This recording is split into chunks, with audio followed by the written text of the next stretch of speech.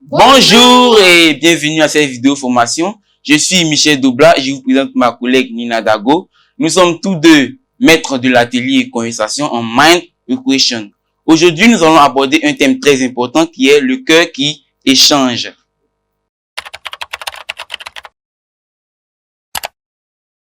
Que voyez-vous sur cette image?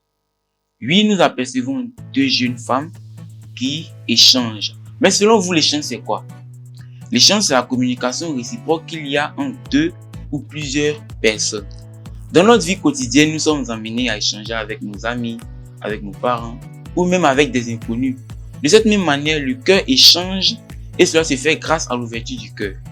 Tout au long de cette vidéo formation, nous allons montrer pourquoi et comment nous devons échanger avec le cœur. En échangeant avec le cœur, nous sortons de l'isolement et nous découvrons ici le bonheur et la joie qui se trouvent autour de nous. Pour illustrer cela, je vais vous raconter l'histoire d'une jeune fille qui se nomme Jennifer. Jennifer est une fille qui a été victime d'un abus sexuel par un membre de sa communauté. Et lorsqu'elle est partie raconter cela au responsable de sa communauté, celui-ci l'a traitée de menteuse et cela a rendu son cœur difficile. En réalité, il n'avait personne pour croire en son histoire et il n'avait personne aussi pour la défendre. Jennifer a donc décidé de ne plus ouvrir son cœur à quelqu'un. Elle a donc décidé de fermer son cœur aux autres. Quelques temps plus tard, Jennifer a participé à un camp mondial IOF et pendant ce camp, les jeunes participants de ce camp avaient reçu le changement et ils étaient tous heureux. Mais Jennifer avait toujours le cœur fermé et elle refusait toute forme de conversation. Sa maîtresse ayant constaté cela, elle a décidé de l'emmener vers le docteur Oxopac pour qu'elle échange avec celui-ci. Arrivée devant le pasteur Oxopac, Jennifer avait toujours le cœur fermé, elle refusait toujours de converser. Alors le pasteur Oxopac a dit ces mots: tu as le choix de ne pas ouvrir ton cœur, tu as le choix aussi de fermer ton cœur. Tu peux fermer ton cœur à jamais, tu peux ouvrir aussi ton cœur et ne le fermer. En réalité, je veux savoir la raison qui te pousse à fermer ton cœur. Puisqu'il y a une chose qui fait que ton cœur est fermé, je veux savoir cette chose. En entendant ces propos, Jennifer a décidé ainsi de raconter l'histoire de son viol. Après avoir entendu cela, le docteur Oxopac lui a dit: je comprends la tristesse et la douleur qui animent ton cœur, mais tu ne dois pas te focaliser sur cela. En réalité, la personne qui ferme son cœur est une personne qui est insensée. Tu dois donc ouvrir ton cœur pour pouvoir recevoir la joie et aussi le bonheur comme les autres. En entendant ces propos, Jennifer pouvait changer son cœur et être heureuse aussi comme tous les jeunes participants de ce camp. Oui, nous pouvons traverser des situations qui vont fermer notre cœur. Mais à la sortie de ces situations-là, même si notre cœur est fermé, nous devons ouvrir notre cœur aux autres pour pouvoir recevoir aussi le bonheur et aussi la joie qui provient aussi des autres. Et nous allons maintenant vous montrer les changements qu'apporte l'échange du cœur.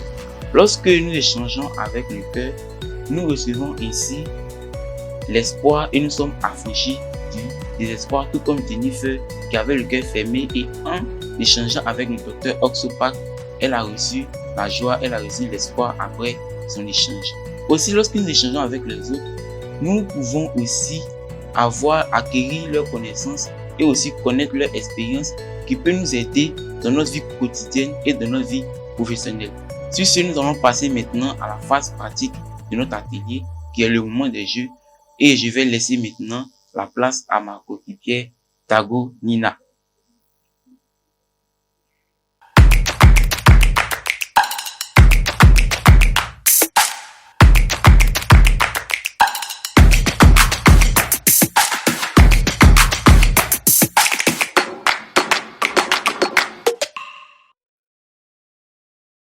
Super!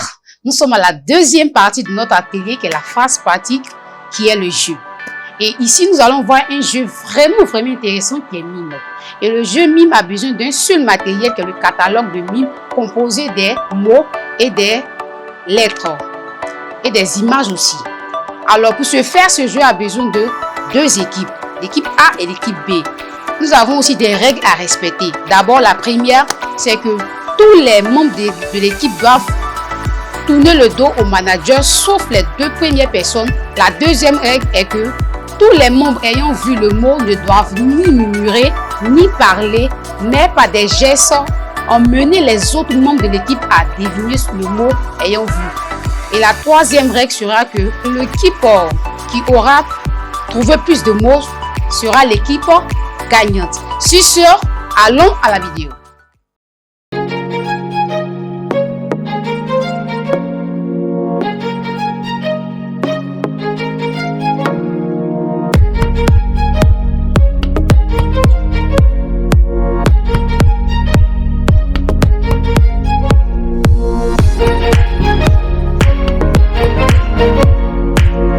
La pluie!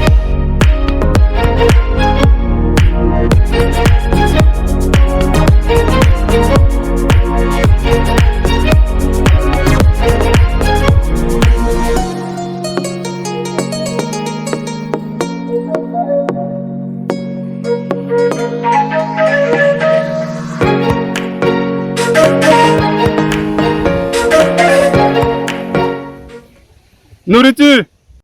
Ok, comment avez-vous trouvé l'atelier? Super, génial, c'est vraiment intéressant. Et voyons-nous, je suis ivoirienne. En Côte d'Ivoire, on a tendance à dire que les gestes parlent.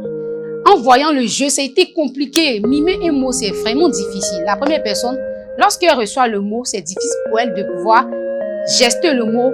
À la deuxième et la troisième, on voit qu'il y a une déformation. Donc, on a un atout que Dieu nous a donné qui est vraiment important, qui est la bouche. Si seulement on peut ouvrir le cœur, si seulement on peut présenter réellement ce que dans notre cœur, on peut recevoir la guérison qui vient des autres. Alors, apprenons à ouvrir la bouche, un élément très essentiel pour la vie. Sur ce, nous vous remercions.